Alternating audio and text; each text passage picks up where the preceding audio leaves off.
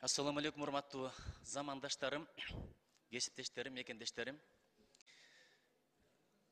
Кече көрдүңүздөр, Камбар ата бир кесинин курулуш аземинде мамлекет башчыбыз ынтымагы бар элдин ырыскысы түгөнбөйт деген, ырыскысы мол болот деген макалды өзгөчө белгилеп айтты. Бул багытта токтолуп атабыздын да кыры бар. Булут кетсе асмандан, күн ачылып жылт этер, ажал жетип күн бүтсө кайран башын шылк этер, баарың болсоң бир оозу душманың кантип былк этер деген. Чындыгында күчтүү мамлекет деген кайсы мамлекет? Ал алтыны көп, куралы көп, авиациясы күчтүү, артиллериясы мол мамлекет эмес, атом бомбасы бар же космоско учкан. Күчтүү мамлекет адамдардын баштары, ойлору, тилектери бириккен мамлекет.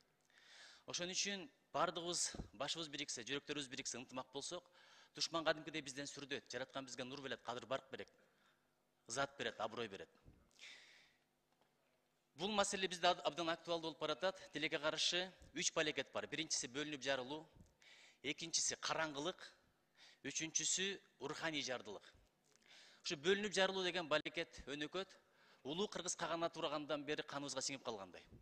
Регион, клан, уру, тап болуп бөлүндүк Советтер Союзунун учурунда кедейлер, байлар деп. Эми идеологиялык бөлүнүү болуп атат. Сен чыгышчыл, сен батышчыл, сен улутчул, сен динчил деген.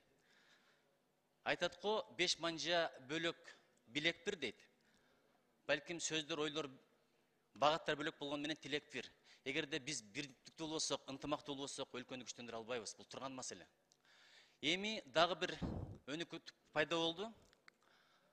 Бул саясатчынын тарапкери, тигил партиянын тарапкери деп бөлүнмө пайда болду.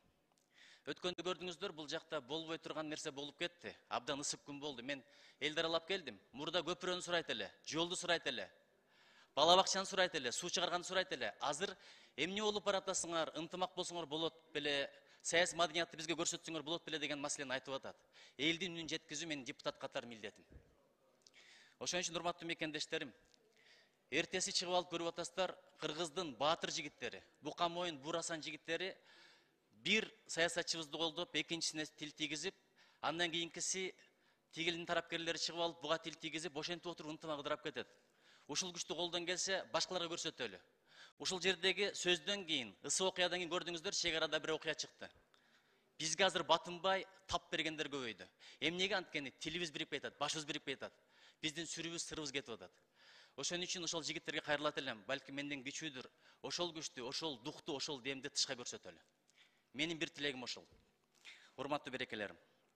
Анан дагы бир нерсе. Күчтүү мамлекеттерди курал менен жеңе алган эмес, иштен иритип жеңген, бөлүп жарып жеңген.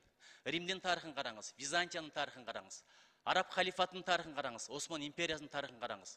Керек болсо улуу кыргыз каганатынын тарыхын караңыз. Тань империясынын тарыхын караңыз, СССРдин тарыхын караңыз.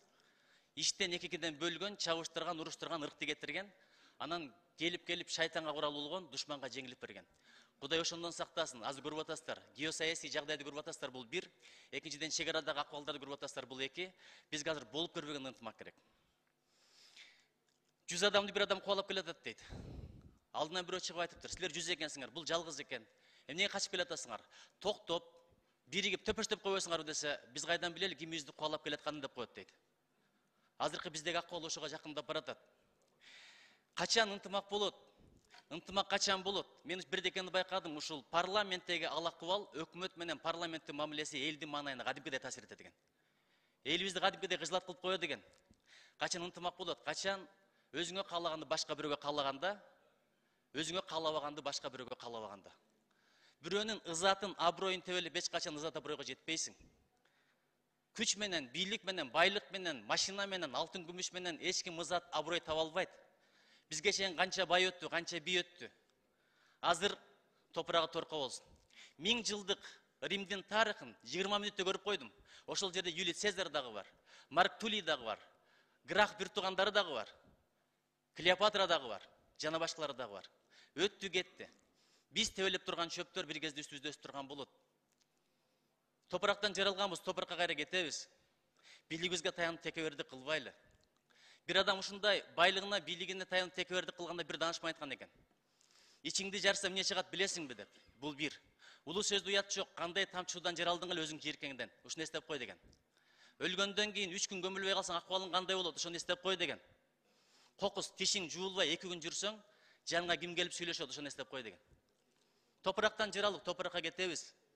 Ошон үчүн бул жерде канча депутат отурду? Канча министр келди? Канча өкмөт башчысы, канча президент чыкты? Биз сизден сенге бир дагы өтө элек болчубуз.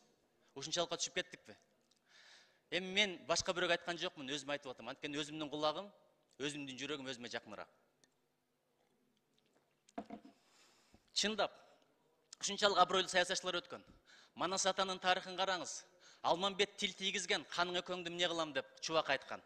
Ошол жеткен адам Манас атабыз кичпейилдик кылган, укмаксан көрмөксөн болгон, мына ушул бийиктик.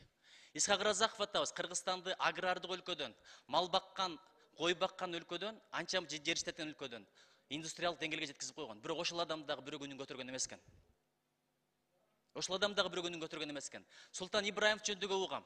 Акырын сүйлөп койчу дейт, жумшак сүйлөчү, бирок иш кете берчү дейт. Ызатты бийлик бербейт, байлык бербейт. Ызатты жараткан берет. Ниетиңе жараша, пейилиңе жараша, адебиңе жараша, ынтымагыңа жараша. Мен өткөн ушул сөз сүйлөйүн дегем, көрдүңүздөр, 28-чи болуп жазылганмын.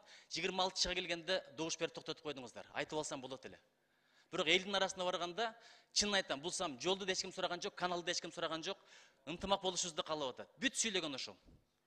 Мен ойлодум эле мурда кыдай шоу бизнестин жылдыздарын көп көрөт деп. Азыр эң көп көргөн биздин ушул жердеги талкуубуз экен. Бир эле Кыргызстан эмес, бүт дүйнө көрүп атат. Ошон үчүн урматтуу мекендештерим, замандаштарым, эч ким жүрөгүнө кабыл албасын, болгон ынтымак бололу деп атам. Ынтымак бар жерде ырыс бар деп ошол айтылат. Эгерде ынтымак кетсе, башыңдан алтын так кетет деген ошол болот. Алтын тажы кетет деген, алтындан алтын так кетет деген ошол болот. Кудайым колдосун, коргосун. Бир сөз бар дагы. Адамга таянба дейт, бир күнү өлүп калат дейт. Дарага таянба, бир күнү урап калат дейт. Дубалга таянба, бир күнү кулап калат дейт. Таянсаң ыйманыңа таян. Таянсаң жаратканга таян. Бирибизге таянып отуруп, бирибиздин көңүлүбүздү ортуп албайлы. Өмүр кымбат, өмүрдөн да көңүл кымбат. Биз бул жерден саясий маданиятты көрсөтөлү. Чын айтканда блогерлерибиз, элибиз, журтубуздагы ким катуу сүйлөсө, бирөөнүн ызатын, аброюн төбөлөсө, о, жайлады, кыйраты деп отуруп, ошолордун көңүл көзүн карап отуруп ушул деңгээлге жетип калдык окшойт. Ошон үчүн беркисинде да бар, керкисинде бар, кетменинде бар деген сөз бекер эмес. Мен муну өзүм айтып атам дагы бир жолу, өзүңөргө албаңыздар. Ушул сөздөрдү айтканда балким ушул сыпаттар өзүмө келет деген ниетмен айтып атам. Эми акырын жыйынтыктайлы, урматтуу мекендештерим. Петр Биринчинин бир сөзү бар экен. Я вечный ученик и ищу вечного учителя деп. Мен чындыгында өмүр бою үйрөнөм. Ар бириңер мен үчүн устатсыңар. Ар бириңерден бирдеке үйрөнүп атам. Менде жок жакшы сыпаттар, сиздерде бар. Ошон үчүн Кудай сен жакшы, мен жакшы, сен жаман, мен будай, сен саман дегенден Кудай сактасын. Ушу сен жакшы, мен жаман дей берели, сен будай, мен саман дей берели, сен бийик, мен пас, сен алтын, мен таш дей бересиз келе Кудай бир өсүп кете беребиз. Анткени чымчык канчалык бийик көтөрүлсө, адамдын көзүнө ошончолук кичинекей көрүнүп кете берет. Мен деген сайын элдин, журттун көз алдында кадырыбыз кадипкидей түшүп кетет экен. Жараткан бизди текеберден сактасын, арабызга ынтымак берсин, өзү колдосун, өзү коргосун, өзү жолдосун. Кыргызстаныбыздын келечеги кең болсун. Биз кандай болсок, Кыргызстан ошондой болот. Биздин ынтымагыбыз, биздин бирибизге болгон колдообуз, коргообуз, бирибизге болгон түшүнүүбүз, бирибизге болгон сый урматыбыз Кыргызстандын баркы, кадыры, аброю. Чоң рахмат.